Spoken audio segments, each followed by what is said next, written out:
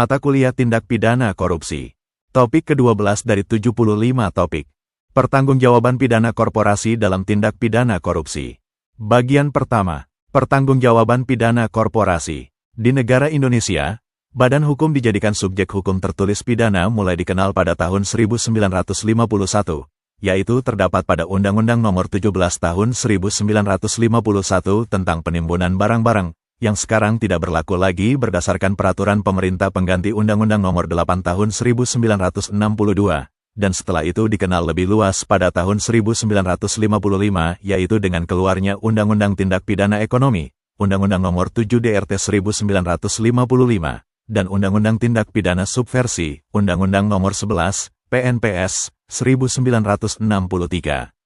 Mulai tahun 1955, maka dalam bidang-bidang tertentu di luar KUHP, yaitu tindak pidana khusus, badan hukum yang melakukan tindak pidana serta dijadikan subjek hukum pidana sudah dikenal dan ditetapkan dalam peraturan perundang-undangan di Indonesia dan oleh karena itu dapat dituntut dan dijatuhkan sanksi pidana.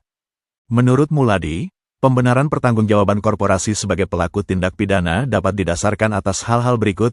A. Atas dasar falsafah integralistik, yakni segala sesuatu yang diukur atas dasar keseimbangan, keselarasan, dan keserasian antara kepentingan individu dan kepentingan sosial.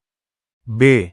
Atas dasar kekeluargaan dalam pasal 33 Undang-Undang Dasar 1945. C. Untuk memberantas anomy of success, atau sukses tanpa aturan. D. Untuk perlindungan konsumen. E. Untuk kemajuan teknologi. Dengan melihat perkembangan sejarah, maka dapat disimpulkan bahwa aspek yang mempengaruhi perkembangan pranata hukum yang menyebabkan badan hukum itu dijadikan subjek hukum pidana, pertama sekali disebabkan oleh perkembangan di bidang perekonomian, dan yang kedua adalah merupakan tuntutan dari pembangunan di bidang hukum itu sendiri yang memiliki aspek ganda yaitu A. Modernisasi hukum, yaitu memperbaharui hukum positif sesuai dengan kebutuhan untuk melayani masyarakat seirama dengan perkembangan masyarakat. B. Fungsionalisasi hukum, yaitu memberikan peranan pada hukum untuk ikut dalam mengadakan perubahan pada masa pembangunan. Dalam kenyataan kemasyarakatan dewasa ini, bukan hanya manusia saja yang oleh hukum diakui sebagai subjek hukum. Untuk memenuhi kebutuhan manusia itu sendiri, kini dalam hukum juga diberikan pengakuan sebagai subjek hukum pada yang bukan manusia. Subjek hukum yang bukan manusia dinamakan badan hukum, atau legal person. Badan hukum adalah pendukung hak dan kewajiban berdasarkan hukum yang bukan manusia, yang dapat menuntut dan dapat dituntut subjek hukum lain di muka pengadilan. Ciri-ciri dari sebuah badan hukum adalah A. Memiliki kekayaan sendiri yang terpisah dari kekayaan orang-orang yang menjalankan kegiatan badan-badan hukum tersebut. B.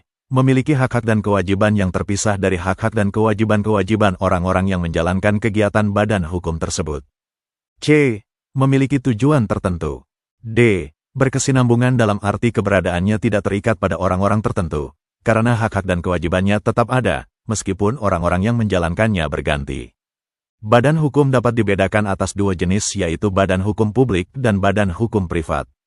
Di Indonesia, kriteria yang dipakai untuk menentukan sesuatu badan hukum termasuk badan hukum publik atau termasuk badan hukum privat ada dua macam. A. Berdasarkan terjadinya, yakni badan hukum privat didirikan oleh perseorangan, sedangkan badan hukum publik didirikan oleh pemerintah atau negara. B.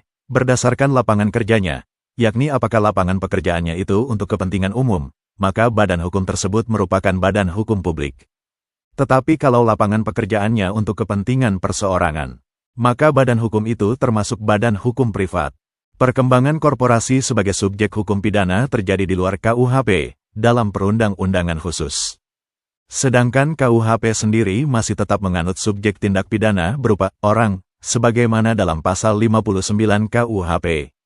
Sedangkan subjek tindak pidana korporasi dapat ditemukan dalam Undang-Undang Nomor 5 Tahun 1997 tentang psikotropika pasal 1 angka 13, Undang-Undang Nomor 35 Tahun 2009 tentang narkotika pasal 1 angka 19, yang saat ini sudah diganti dengan Undang-Undang Nomor 35 Tahun 2009, Undang-Undang Nomor 25 Tahun 2003, Pasal 1 Angka 2 tentang tindak pidana pencucian uang, Undang-Undang Nomor 31 Tahun 1999 Jo Undang-Undang Nomor 20 Tahun 2001, Pasal 1 Angka 1 tentang pemberantasan tindak pidana korupsi.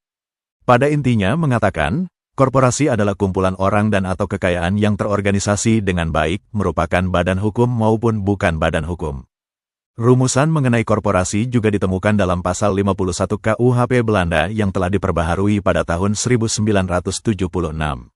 Adapun bunyinya adalah, A. Tindak pidana dapat dilakukan oleh manusia alamiah dan badan hukum. B. Apabila suatu tindak pidana dilakukan oleh badan hukum, dapat dilakukan pidana dan tindakan-tindakan yang tercantum dalam undang-undang terhadap 1. Badan hukum, atau 2. Terhadap mereka yang memerintahkan melakukan perbuatan itu. Demikian pula terhadap mereka yang bertindak sebagai pemimpin melakukan tindakan yang dilarang itu. 3. Terhadap yang disebutkan di dalam A dan B bersama-sama. 4. Bagi pemakaian ayat selebihnya disamakan dengan badan hukum perseorangan tanpa hak badan hukum perseroan tanpa hak badan hukum, perserikatan dan yayasan. Kerugian-kerugian yang ditimbulkan kejahatan korporasi dapat bersifat fisik, ekonomi, dan biaya sosial. Kecelakaan tenaga kerja merupakan salah satu konsekuensi yang bersifat fisik, sedangkan kasus biskuit beracun yang menimbulkan korban merupakan contoh hasil produksi suatu korporasi yang tidak aman bagi konsumen, yang sering disebut kelalaian korporasi. Konsekuensi yang bersifat ekonomis tidak diragukan lagi, mengingat profit merupakan motivasi utama terjadinya kejahatan korporasi. Sedangkan yang paling mengancam dan menakutkan yang dianggap kerugian sosial yang timbul karena kejahatan korporasi, adalah dampak merusak terhadap standar moral dari masyarakat bisnis. Sehubungan dengan masalah perbuatan yang dilarang yang dapat dilakukan korporasi sebagai subjek tindak pidana, dapat dikemukakan pemahaman sebagai berikut. 1. Untuk menentukan pertanggungjawaban korporasi dalam hukum pidana, maka persyaratan pada umumnya menyangkut segi perbuatan dan segi orang, sebagai pelaku atau pembuat tindak pidana. Oleh karena itu perlu ditetapkan terlebih dahulu perbuatan-perbuatan apa yang akan dinyatakan sebagai perbuatan terlarang atau tindak pidana korporasi. Penentuan perbuatan yang dinyatakan sebagai pidana korporasi tidak hanya harus memperhatikan apakah perbuatan itu dicela oleh masyarakat karena merugikan masyarakat atau membahayakan kehidupan dan penghidupan masyarakat, tetapi harus pula memperhitungkan kemampuan daya kerja badan-badan penegak hukum.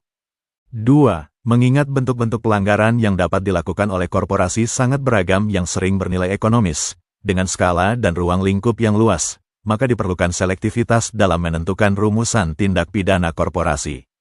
Beberapa bentuk pelanggaran korporasi yang bersifat ekonomis antara lain pelanggaran terhadap peraturan pajak, lingkungan hidup dalam berbagai bentuk pencemaran perburuhan, berbagai bentuk penyuapan, dan pelanggaran.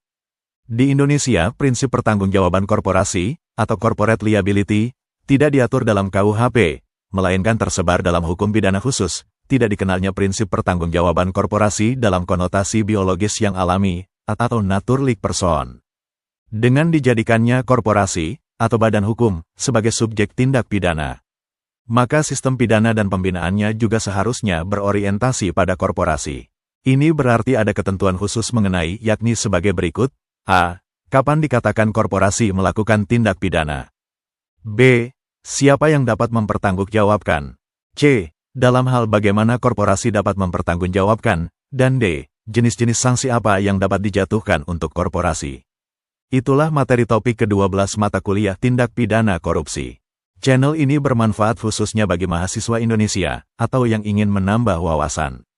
Video tutorial dituturkan dan disubtitelkan agar dapat ditonton, dibaca sambil didengarkan. Jangan khawatir jika belum langsung paham. Untuk pemahaman yang lebih baik, putar dan dengarkan video ini berulang-ulang. Subscribe dan like, agar Anda mendapatkan update tutorial lainnya. Bagikan juga link video ini, agar teman lain juga mendapatkan manfaat channel ini. Terima kasih. Sampai jumpa.